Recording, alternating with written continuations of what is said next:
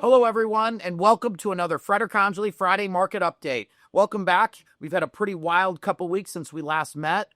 We had the big, beautiful bill sign that we'll talk about here shortly, but before I get into that, let's talk about earnings. We're kicking off second quarter earnings season soon, but let's talk about the heels of quarter one earnings season. We saw 28% average earnings growth on the top line, and we saw 12% revenue growth on the bottom line when we completed the first quarter earnings, which was considered to be fairly strong, if not very strong. As we look at the guidance going into the second quarter, we're looking at 57% of companies in the S&P 500 reiterating their earnings expectations, while 25% of companies have actually raised their guidance for earnings, while we see about 15 to 18% of the companies say they might get a little bit of softer earnings for the Q2 earnings season. We'll see how that plays out. Coming off the first quarter, we certainly had some nice surprises on earnings growth, both top and bottom line. We'll see how this ends, especially on the heels of this big, beautiful bill that was signed on July 4th, which brings a great deal of certainty to the market, at least from the standpoint of corporate taxes as well as permanent 2017 taxes being extended. I think this brings in a very strong statement for small and medium-sized companies having some certainty as to how to operate going forward. And I think the market seems to feel the same way, as we've had 8 new highs the current 2025 year,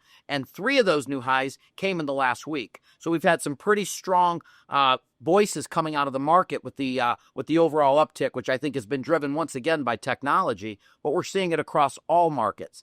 This morning, we have some concerns as the market's selling off slightly, which is expected. You're going to have consolidation. I would expect consolidation probably for the next week or so, on and off. I think the main reason for that is that we hit new highs. One, anytime we hit new highs, we typically take a few steps forward. We might have to take a few steps back. But we also realize that the tariff situation, as they've extended implementing tariffs until August.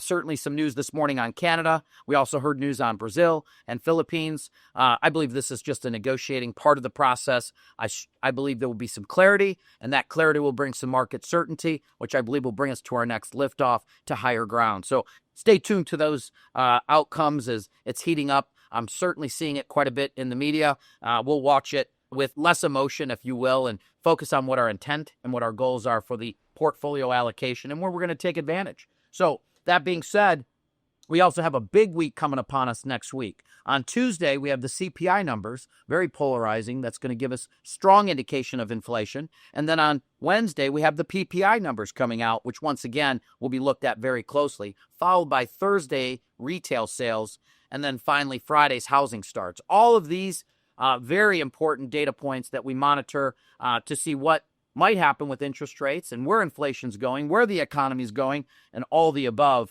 leading to Q2 earnings. So once again, I expect volatility.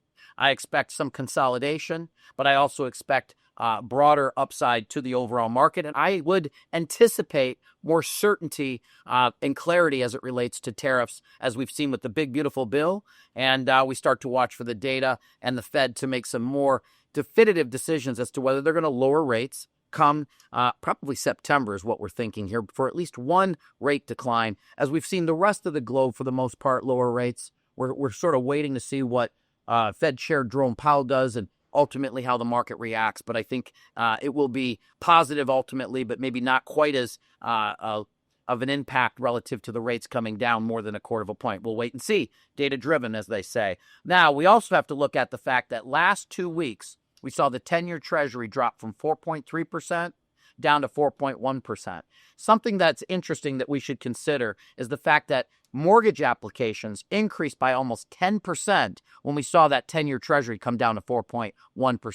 The 10-year Treasury is a very integral watching point to how the 30-year mortgage rates ultimately react. And so I think that's a pretty good foreshadow for that time when interest rates do pull back, and I do think at times they will, like we've seen recently. And when that occurs, I think we're going to see a massive increase and mortgage refinancing, so we should be prepared for that. One of the things that we do over here at Fratarcangeli Wealth Management is we look at all aspects of your balance sheet, including your liabilities and debt. Know that we have the resources, we have the leverage of folks, as well as internally here, as well as other institutions, to make sure that we have the best possible rates and process with white gloves as we typically operate on all fronts. So know that we'll be monitoring that. It'll be a very interesting week to come. Know that we're here ready, willing, and able with all hands on deck to take any calls or questions you have, and we'll be reaching out to you throughout the next week. I wish you all the best. I look forward to seeing you soon. Bye for now.